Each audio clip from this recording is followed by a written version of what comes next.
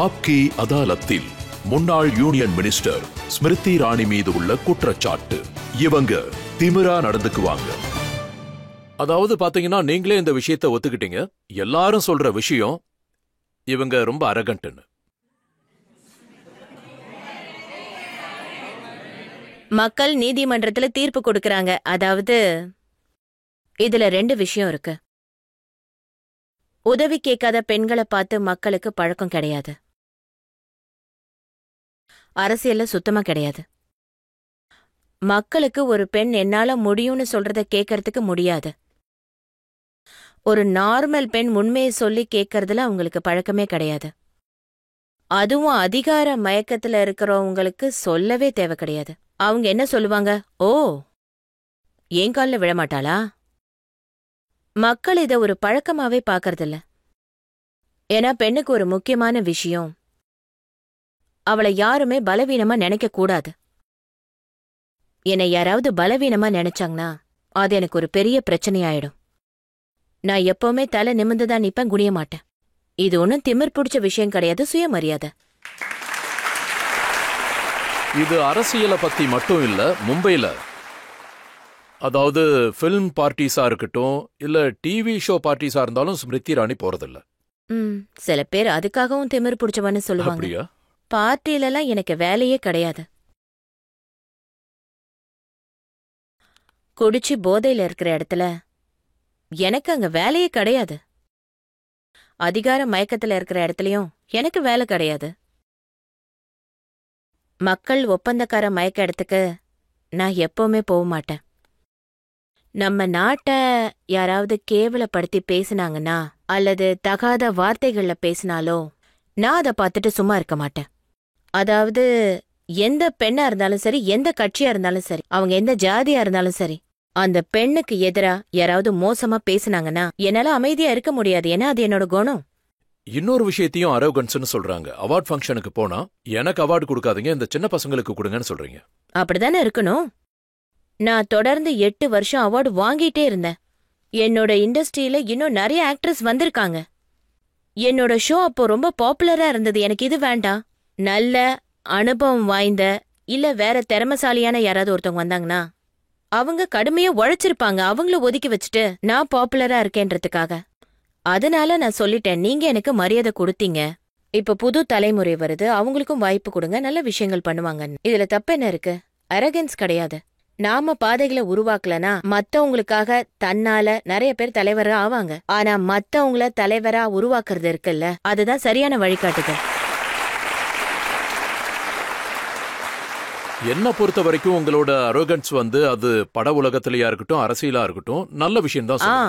என் பண்பாட்டை பத்தி நான் பெருமைப்படுறது அரகண்ட்னு சொன்னீங்கன்னா ஆமா, நான் அரகண்ட் தான். நம்ம நாட்டை பத்தி பெருமைப்படுறது அரகண்ட்னு சொன்னீங்கன்னா நான் அரகண்ட் தான். நம்ம பாராளுமன்றத்தை குறிச்சு பெருமைப்படுறது அரகண்ட்னா நான் அரகண்ட் தான். நம்ம மதத்தை பத்தி, நான் இந்துன்றத பத்தி நான் அரகண்டா இருக்கேன்னா நான் கண்டிப்பா அரகண்டா தான் இருக்கேன். நம்ம ராணுவ வீரர்களை பற்றி பெருமைப்படுறது அது அரகண்ட்னு சொன்னீங்கன்னா நான் ஒரு இந்தியனா இருக்கிறதுனால நான் அரகண்டா தான் இருப்பேன். எனக்கு என் ராணுவத்தை நினைச்சு பெருமையா இருக்கு. நம்ம குடியரசுத் தலைவருக்கு மரியாதை செலுத்துறது, அந்த மரியாதைக்காக எதிரி கிட்ட சண்டை போடுறது அரகண்ட்னா நான் நிஜமாவே அரகண்ட் தான். இங்க யாராவது கேள்வி கேக்குறீங்களா?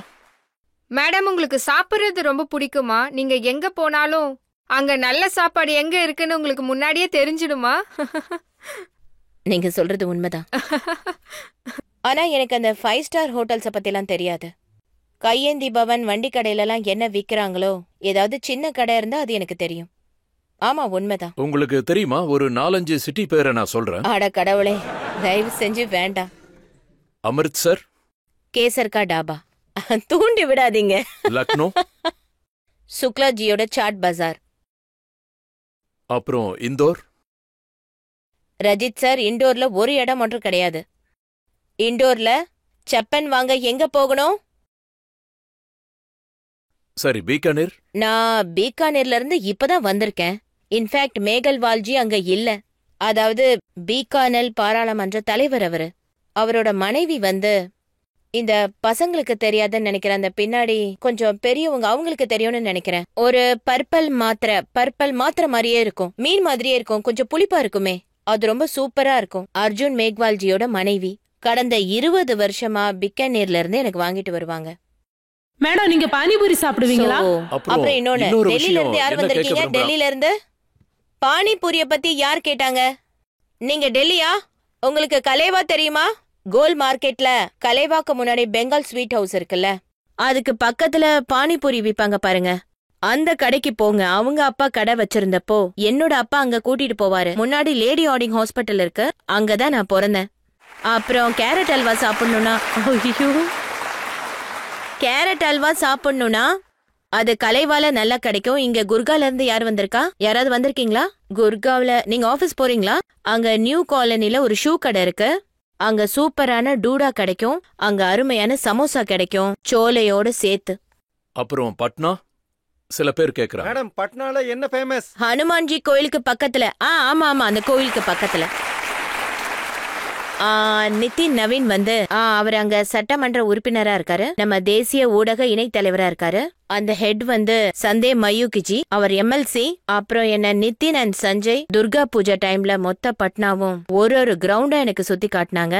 ஒவ்வொரு கிரவுண்டுக்கு முன்னாடி போடுற கடையில நாங்க 3 அண்ணன் தங்கச்சிங்க போய் நல்லா சாப்பிடுவோம். ஒருத்தவங்க எம்எல்ஏ ஆயிட்டாங்க, ஒருத்தவங்க எம்எல்சி ஆயிட்டாங்க. சொல்றது கொஞ்சம் கஷ்டம் தான். இப்போ என்ன பிரச்சனை ஓடிட்டு இருக்குன்னா, லல்லல் சார் வந்து மட்டன் படையல் வச்சு கொண்டாடினார்.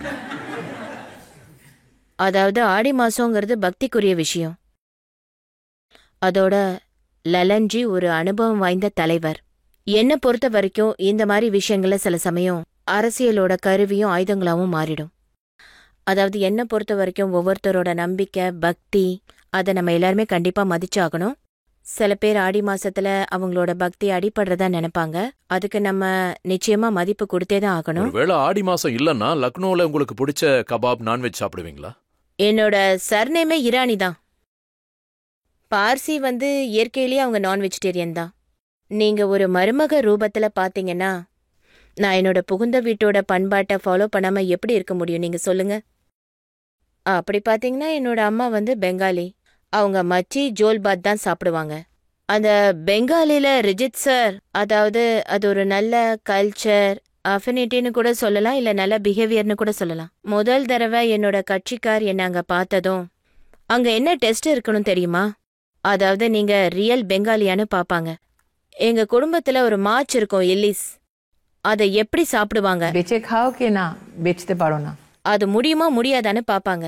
அதாவது தக்காளி சட்னிய சாப்பாட்டுக்கு முன்னாடி சாப்பிடுவீங்களா இல்ல பின்னாடி சாப்பிடுவீங்களான்னு இதை வச்சே சொல்லிடுவாங்க நீங்க பெங்கால்ல எந்த சைட்ல இருந்து வரீங்கன்னு. அதாவது மொழிகளோட சேர்த்து நம்மளோட சாப்பாடும் நம்மளோட நாட்டின் ஒரு பண்பாடோட ஒரு எடுத்துக்காட்டு. உங்களுக்கு சாப்பாட்டுல நல்ல நாலேஜ் இருக்குன்னு நினைக்கிறேன். பின்ன நான் எப்படி வெயிட் ஏத்தனேன்னு நினைச்சீங்க?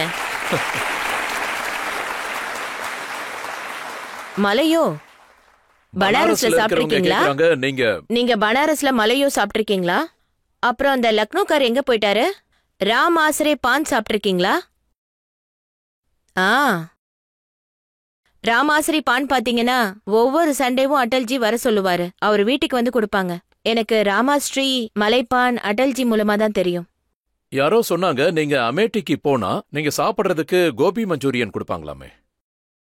அமேட்டியில பாத்தீங்கன்னா ஒரு தாபா இருந்தது. அப்போ டெல்லியில இருக்கிற மொத்த பிரஸும் வந்திருந்தாங்க அந்த இடத்துல.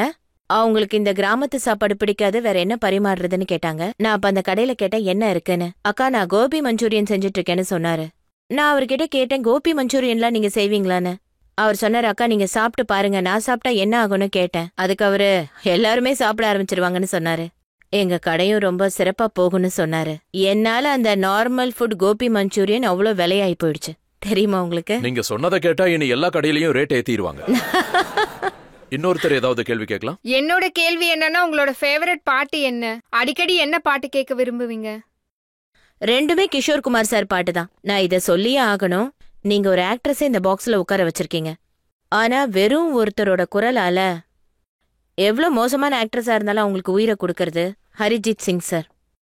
அப்படித்தானே? என்னோட ஆசை என்னன்னா, உங்களோட நேயர்கள் சார்பா ஒரு நாள் ஒரு இனிமையான அதாலத்தா மாறணும். அரிஜித் சாரை நான் பார்க்கணும், இது என்னோட ஆசை. தயவு செஞ்சு அதை நிறைவேத்துங்க. ஆனா இப்போ நீங்க கேட்டீங்க, கிஷோர் குமார் சாரோட 2 பாட்டு இருக்கு. மிஸ்டர் இந்தியா யாரு பாத்திருக்கீங்க? அதுல ஒரு பாட்டு இருக்கு, ஜிந்திகி கே எஹரேத் ஹே ஆர்கே பாத் ஹி. அப்புறம் 2வது ரிஷிஜிய பத்தி ப்ரோக்ராம் ஆரம்பத்திலேயே நான் சொன்னேன். ரிஷிஜி நடிச்ச கிஷோர் குமார் சாரோட பாட்டு, जीवन के दिन छोटे सही हम भी बड़े दिल वाले, कल की हमें फुर्सत कहा सोचे जो हम मत वाले.